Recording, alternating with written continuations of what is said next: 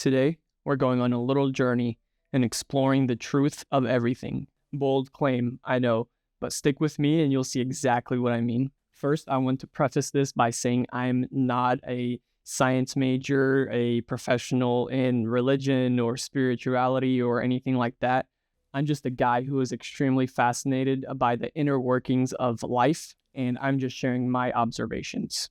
So take it for what it is and don't take it for absolute truth. These are just my observations and what I have come to realize in this span of 32 years that I've been alive now. This episode isn't meant to explain everything in full detail because, quite frankly, that would take days or even weeks, but it's just an overall summary of what the truth of everything is. Throughout the journey of this podcast, I'm going to dive deeper into each one of these topics. And most of these things that I'm going to be talking about today deserve their own podcast episode. So make sure you stay tuned in if this is something that you're interested in. And now let's dive deep into the meaning of life and the truth of everything. So the very first thing that we must know is that everything is energy. What exactly does this mean? Well, science has observed that everything is made of atoms. Now, considering that an atom is made of these three things, electrons, protons, and neutrons, that only makes up 0.00001% of an atom. The rest of the atom is made of empty space. So 99.99999% of an atom is made of empty space. This empty space is something that science hasn't figured out exactly what it is, but I'm here to tell you what it is. Yeah, I know. I'm not a science major. I don't know all this shit, so I don't know the technical terms behind all this. All I can do is share my observations with you, and if they resonate, cool. If not, cool. It doesn't matter. It really does not matter whether what I'm saying resonates with you or not. What matters is that it gets you to start thinking about life and the truth of everything. So this 99.999999% of empty space is what religions call God. It's what science calls energy. It's what spirituality calls the universe. It's what people in the streets that aren't religious, spiritual, or scientific call vibes. That's what that 99.999% empty space is. That's the energy that we feel. Now, this is proven fact that everything is made of atoms and everything is made of 99.99% empty space. So this physical body that we see isn't actually there, if that makes sense. It doesn't make sense, but just hear me out. 99.99% of this physical body is empty space. Yes, it looks like it's comprised of matter. It looks like it's comprised of physical things, but the matter of fact is it's not. It's been proven time and time again that 99.99% of atoms are empty space, and everything is made of atoms, which means everything is 99.99% empty space. What quantum physics tells us is that everything is energy until it is observed. Then it turns into matter, which is the physical reality that we see. So nothing exists until we are observing it. And to take it back a step further, Nikola Tesla once said that if you want to find out the secrets of the universe, think in terms of energy, frequency, and vibration. And Einstein said that energy cannot be created nor destroyed, which means that everything that has ever been here is still here and will always be here. Nothing is destroyed or created, but it can be changed. That energy can be changed. It just can't be destroyed or created. And this isn't in the physical sense, as the physical is ever changing, but energetically, it's all the same as it's been since the beginning of time, and it will continue being the same. Now, why is this significant, and why does it even matter that everything is energy? Well, the further we go into it, the more we realize that everything is connected. So if everything is energy, then that means we have to think in terms of energy and frequency and vibrations, according to Nikola Tesla. This is how we figure out the secrets of the universe. This is how we can utilize this ancient wisdom and this modern knowledge in order to change our lives, in order to change the frequency that we are vibrating at on a day-to-day basis. Now, there's this map of consciousness that shows the different levels of our being.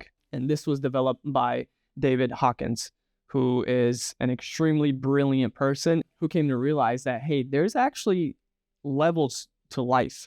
There's levels to our consciousness. And I want to put together his map of consciousness with a few other things that, for me, just make sense. So this map of consciousness starts from shame, which is the lowest vibrating frequency that you can exist at, all the way up to enlightenment, which is the highest frequency. Now, somewhere in the middle, there's a frequency of courage. This is when we start vibrating at a higher frequency. Now, there are 3 different stages of the consciousness levels. The first stage is the survival paradigm. This is where the 3D reality exists. And you might be wondering, what exactly is the 3D reality? Well, the 3D reality is purely physical. This is when we are identified with our external looks and our achievements. This is when we have a fear of missing out on something. This is when we don't really have an interest in digging deeper within ourselves. This is the lowest level of our consciousness that we can exist in. This is mostly comprised of negative energy. This is mostly comprised of heavy energy, dark energy, and it's typically where a majority of people spend their lives. Now, the second level is called reason and integrity. This is the 4D reality. In this reality, we start awakening to the idea that everything is connected and there's more to life than just the physical reality. We start realizing that our intuition is another sense that we can tap into versus the 3D reality is just the 5 senses that we're all used to. This reality is where we become more compassionate towards others and have more understanding. This is when we start leaning into a healthier lifestyle through meditation, through eating clean, through exercising, and things of those sorts.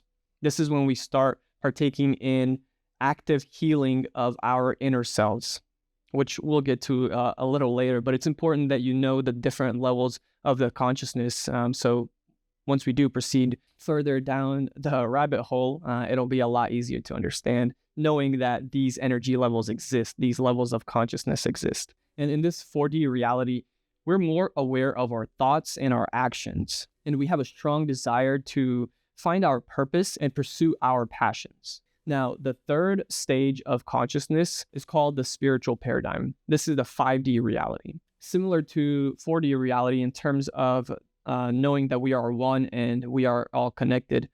In 4D reality, we kind of get the sense that we are all connected. But in 5D reality, we understand that we are all connected and we are all one. And we come to realize that there's no such thing as good or bad. Everything just is. In 5D reality, love and peace are our natural state. And from this state, we're able to practice non-judgment. We don't judge others for the way they are, and we know that they are also just on a path or a journey just like we are. And we start having more compassion for life itself, for Earth, and just the universe overall. We're not so self-absorbed anymore. And in this reality, we have a much stronger intuition, and we have a connection to the energetic realms. So now that we know that there are different stages of our consciousness and there are different levels of our energy, think about it this way. It'll help you understand it a little more and actually see the truth in what I'm saying.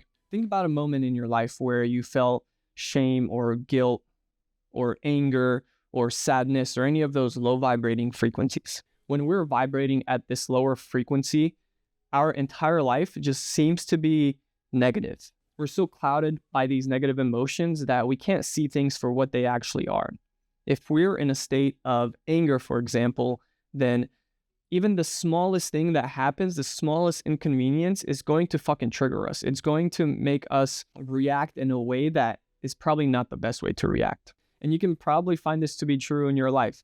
That saying that when you start your day on the wrong foot, things just continue going that way. That's because we wake up and we're in this negative state and we don't do anything to get out of it. So our entire day is clouded by this negative state and we experience life in a different reality because of this low vibrating state. Now, on the flip side of that, if we are in pure bliss, pure joy, pure love, if we're able to embody those emotions, then everything in our day is fucking amazing. No matter what happens, we don't get triggered by anything.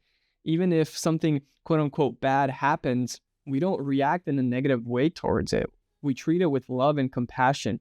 We vibrate at such a high frequency that none of those things can bring us down. Now, this may trigger a lot of you people depending on where you are on the map of consciousness, but this is exactly what religions talk about when they say hell and heaven. It's what level are you vibrating at? This isn't related to the afterlife because, quite frankly, we don't really know what the fuck happens in the afterlife. But what we do know is what happens here. And what I do know is that all of the definitions of hell correlate directly with what happens when you're vibrating at that low frequency, when you're vibrating at the state of anger, fear, shame, guilt. All of these things are related to the definitions of hell. And then on the flip side is heaven directly correlates with the higher vibrating frequencies of this map.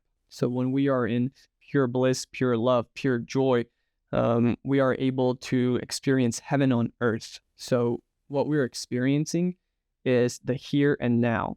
Heaven and hell are here and now, and it's up to you to decide how you want to approach it, how you want to experience this life. Do you want to experience it through a filter of pure bliss of heaven, or do you want to experience it through filter of negativity, which is hell? All these states are the here and now. They are our state of existence in this physical reality. So are you currently experiencing hell, low vibrations, or are you experiencing heaven, high vibrations? And if you are experiencing the low vibrations, don't worry, it's not your fault. There are ways out of it. The reason you are experiencing these low vibrations has a lot to do with your upbringing, has a lot to do with what you experienced as a child and how you learn to cope with it. So in psychotherapy, there is a specific therapy called IFS, which is internal family systems.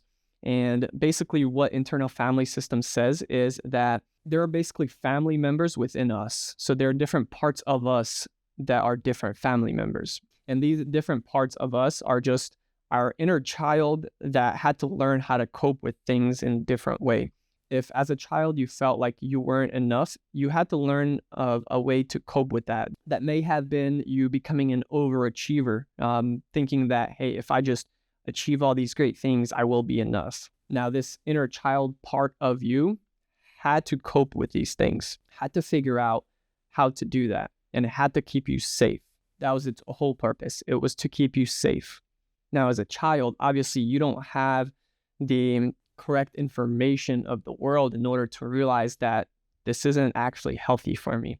Maybe at that time it did keep you safe and you were able to continue existing in this life. But as you get older and you become an adult, those things no longer serve you. Those things start turning into shame and guilt and fear and anger. All these things start coming up because of this programming that you dealt with as a young kid and this trauma that you dealt with as a young kid. So it's not your fault. It's a natural state for all of us.